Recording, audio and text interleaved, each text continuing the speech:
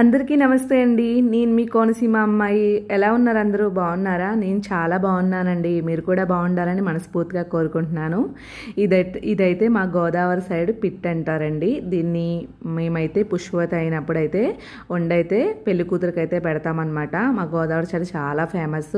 ఇది నడుము కూడా చాలా మంచిదండి. నడుము అయితే గట్టి పడుతుందని చెప్పేసి మా చిన్నప్పటి నుంచి మా పెద్దవాళ్ళు అలాగే తిన్నారు. మాకు కూడా అలాగే వండి పెట్టారనమాట. ఇప్పుడైతే రేరుగా ఉంటుంది, ఎక్కడ కనిపించట్లేదు. ఇవి వండడానికి ఏం కావాలో చూద్దామండి. అలాగే ఒక కప్పు ఇడ్లీ రవ్వ, ఒక కప్పు బెల్లం, ఒక కప్పు కొబ్బరి తురుముడు, అలాగే ఇలాచీ పౌడర్ ఒక స్పూన్ అనమాట.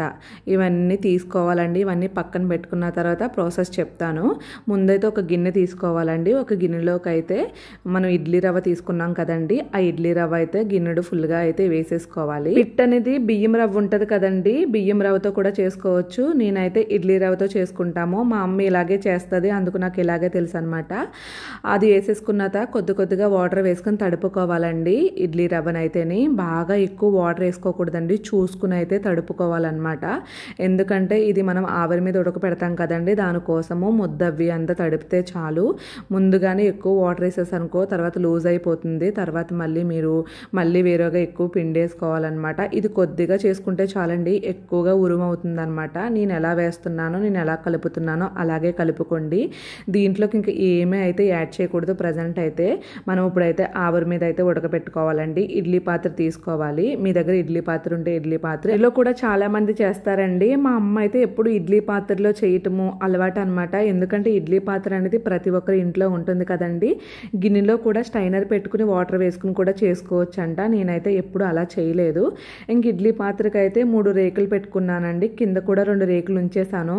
వాటర్ ఏమన్నా పైకి ఏమన్నా పొంగిందనుకో పిండికి వాటర్ అయిపోతుంది కదా, దానికోసం అయితే 3 రేకులు అయితే పెట్టుకున్నాను. మీరు 2 రేకులు పెట్టుకున్నా పర్లేదండి.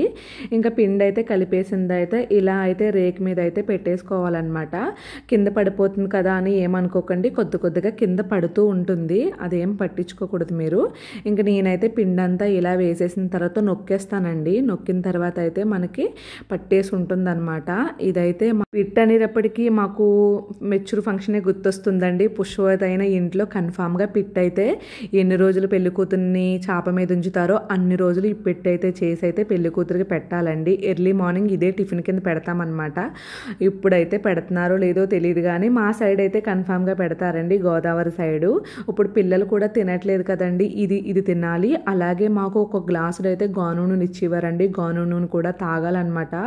చాలా టార్చర్ చూసేదాన్ని నేనైతేని, చచ్చిపోయేదన్నమాట, తాగలేకపోయేదాన్ని.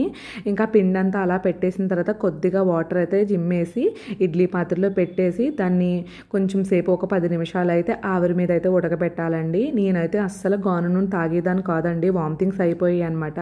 అలా గాను నూనె తాగితే చాలా మంచిదండి. నడుము అయితే పట్టుంటుంది అనమాట, చాలా నొప్పి అయితే ఉండదు, నడుము అయితే గట్టి పడుతుంది. అలాగే అరుసులు ఒకటి గాను నూనె చేసిన అరుసులు అమ్మమ్మ వాళ్ళు వండుకు పట్టుకొస్తారు. మాకైతే అమ్మమ్మ వాళ్ళు అయితే పిట్ అయితే క్యానడు పిట్టు, పాయసం, గారెలు అలా కూడా తెస్తారండి మా సైడ్ అయితేని. మా ఇంటి చుట్టుపక్కల వాళ్ళు కూడా ఫ్యామిలీకి మెచ్యూర్ అయిన ఫంక్షన్ అయిన వాళ్ళ ఇంట్లో ఒక్కొక్క రోజు మా ఇంటి చుట్టుపక్కల వాళ్ళు ఒక్కొక్క రోజు ఒక్కొక్కళ్ళు అయితే వంట అయితే చేసి పెడతారండి. పిట్టి, అలాగే అత్తెసర, అలాగే కూరలు కర్రీస్ కూడా వండి అయితే తెస్తారండి. భలే ఉంటుంది తెలుసండి. మా గోదావరి సైడ్ పద్ధతులు చాలా బాగుంటాయి. చూడండి పిండి అయితే ఉడికిపోయిందనమాట. మీరు ఇలా మెదిపి చూస్తే ఉడికిపోయినట్టు తెలిసిపోతుంది. ఒక 10 నిమిషాలు అనమాట, 10 నిమిషాలు లేకపోతే 8 నిమిషాలు మీకు తెలిసిపోతుంది పిండి ఉడికిందా లేదా అని చెప్పేసి. తర్వాత ఒక ప్లేట్ తీసుకుని ప్లేట్లో అయితే ఈ పిండి అంతా వేసేసుకోండి. ఇడ్లీ నూక కదండి ఇదంతాని, అదంతా వేసేసుకున్న తర్వాత దాంట్లో ఏమన్నా ఉండ్ల కింద ఉంటే ఉండలన్నీ చిరిపేయండి. తర్వాత బెల్లం అండి, బెల్లం చెక్కేసిన బెల్లం అనమాట.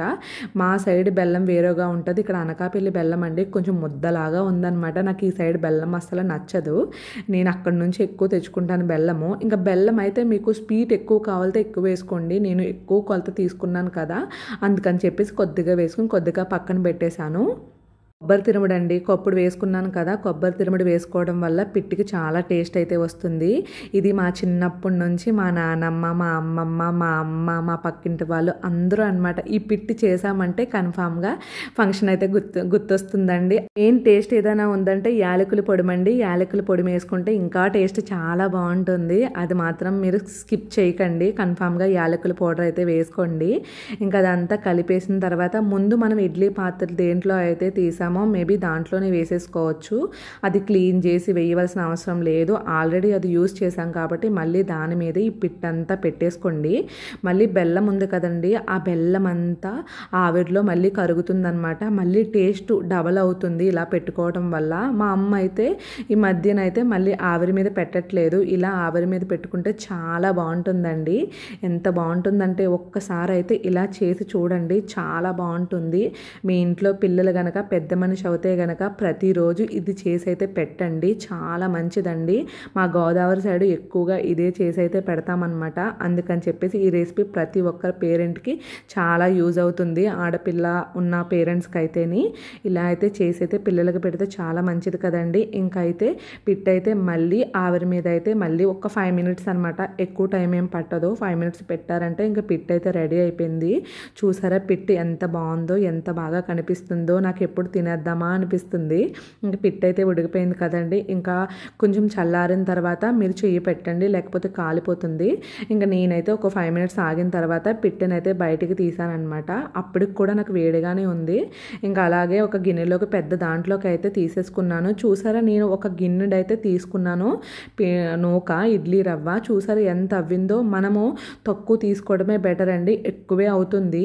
అంటే బెల్లం వేస్తాము, అలాగే తిరుగుడు వేస్తాం కదా, డబల్ అవుతుంది అనమాట. చూసారా బెల్లం చూసారా ఎంత బాగా కనిపిస్తుందో. అదంతా మళ్ళీ కదిపేసుకోండి, మొత్తం అంతా తిప్పేసుకోండి. చాలా బాగుంటుందండి నిజంగాని. తినడం వల్ల నడుం గట్టి పడుతుందంటండి. ఒక్కసారి అయితే ట్రై చేయండి. అలాగే మీకు ఎవరికైనా ఈ వీడియో నచ్చితే కనుక లైక్ చేయండి, అలాగే సబ్స్క్రైబ్ చేసి షేర్ చేయండి. పిట్టి ప్రాసెస్ అయితే అయిపోయిందండి. ఇలా అయిపోయిన తర్వాత మీరు పక్కన పెట్టేసుకుని ఇంకా తినేయచ్చండి.